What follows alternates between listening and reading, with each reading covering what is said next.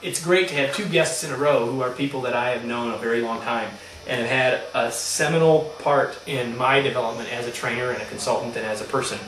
To have them on back-to-back is awesome. And so the person that I'm going to push that button and have her join us live in just a second is Kat Koppett.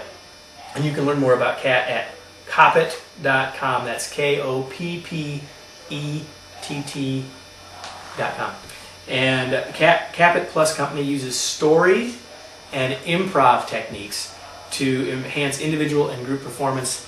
I learned a ton from this young lady about story and about improv, and we're going to get her on the phone right now to join me.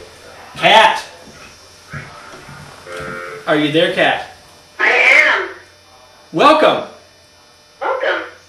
Congratulations, happy birthday. Thank you. Birthday. Thank you.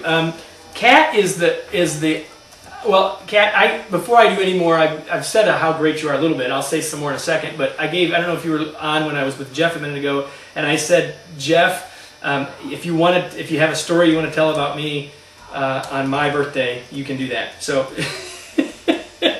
any story that you want to tell that won't make me blush too much? Yeah. Well, gee, Kevin, what am I, an improviser or something? Yeah. Hello. You are the best improviser I know. You ought to be able to come up with something. My first experience with you was probably still the best story, which was in 1999. I think we met at the NASAGA conference, right? The North American Simulation and Gaming Association conference. We did. And we met in character in a film noir murder mystery simulation. We did. We were characters in a murder mystery, and all the participants at the conference had to try to figure out who done it. That's right.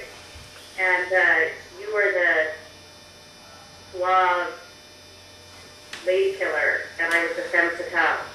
That's right. And it was fun. And let me just say that you fit the cast a lot better than I did. So on that note, say thank you. And, thank you. And let's talk about improv for a second. Actually, I got to say one more thing, and then I'm going to ask you to tell us a little bit about how does improv relate with business communication. But before I ask that question, I got to tell you that one of the things I've learned from you, Kat, is I've learned a lot about improv, and I've learned, for me, one of the many keys to improv is how those tools and those lessons can help us all find our latent creativity. I'd like you to talk to it a little bit because we're going to give something away around creativity in a minute, and that's why I set that groundwork. But I'd like you to talk for a second about improv and business communication. How do they have to do with each other?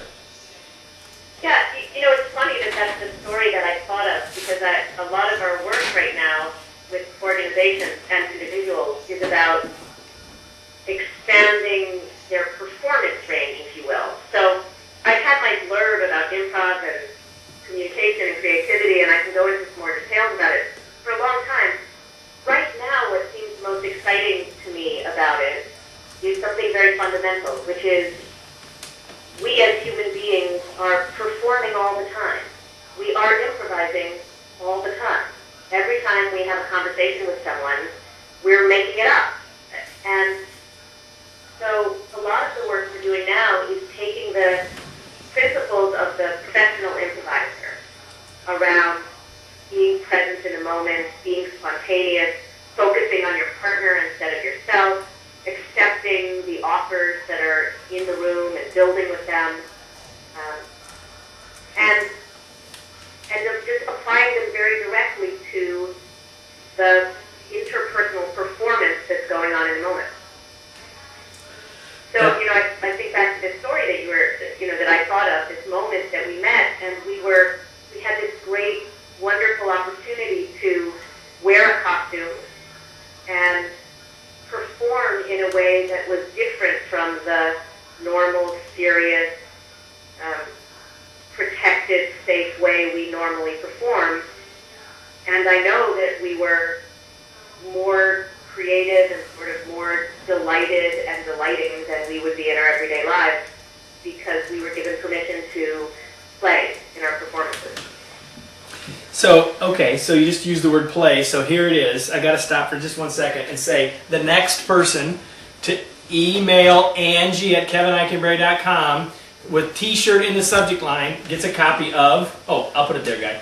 Make Work Play, the Make Work Play T-shirt. Next email to Angie, okay, Make Work Play. Because play is one of the things that I learned from you, Kat. I mean, not that I didn't know how to play before, that's not my point. But, you know, being able to play with ideas, being able to play with concepts, being able to just play, I think is one of your greatest strengths. And I introduced you by talking about improvisation and story, and we could certainly talk a long time about both of those. But the ideas of play and creativity are the things that come out of that work that you do, at least for me and all of your work, is play and creativity. So I hope that that's okay. Yeah. You know, when I was in graduate school, the field of creativity, research around creativity, this is what they told us about it. There's not very much research on it. And it's an individual thing, and pretty much it's an age, and that's what creativity is.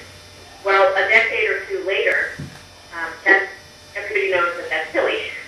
And there's a huge body of literature and research, and a book actually called Play. And I won't be able to tell you who wrote it, but you can find it on Amazon. That's what Amazon's for. About the value of being playful at work. Because in fact, it's not different. What we mean when we say play is take risks, follow your impulses. Your last guest was talking about, you know, your sort of inner guide. We spend a lot of time as we grow up learning to censor ourselves and please other people and be appropriate. And there's lots of value in that. And sometimes that censor can get overworked, and that judgment voice can start blocking us instead of guiding us in positive directions. So remembering to play is a good way to get back to listening to the generative voices instead of the killing voices. This is why she's so smart. You know, here's another thing about Kat. Is I mentioned the blog posts, the 15 so far blog posts about 16 things I've learned in 16 years of business. The one that I wrote a couple days ago, it's one of my favorite so far of the 15, is called The Power of And in the post, The Power of And, which you can find if you go to Remarkable Learning blog, you see the link there, or the button there on this page, is that I learned in large degree about the power of and from Kat. And I've smiled every time you've said the word and during this conversation, just so you know. So you wrote a book about this improv stuff and about training around it and some other really good, cool stuff. And the book is called Training to Imagine. So I'm going to pre-frame this for you. Tell us a little bit about the book, and then I know that you want to give a copy away, so here's your chance to improvise how you want us to do that. So figure out a creative way that we can get someone to raise their hand for us in this whole process with over 40 people watching live to give away the book. Can you do that? Think about that as you tell us. Well, you know, I realized that telling you about the book, right, means that I have to tell my really good Kevin Eikenberry story. Oh, Which is okay. that when you met, you said we have to write a book. We're working on a book about inspirational movies, and you spirited me away to Book Expo, where people don't go, right? Publishers go, and distributors go, and we just showed up. And you hosted me, and we walked around and got lots of free books, and I ran into a publisher who had published a book that I'd read about story and training, and I said, you know, you should publish one on improv, and he said, no, you can't do that, it's not a good topic. And I said, yes, it is, here's what you do. And he published the book a year later. So that book exists directly because of me.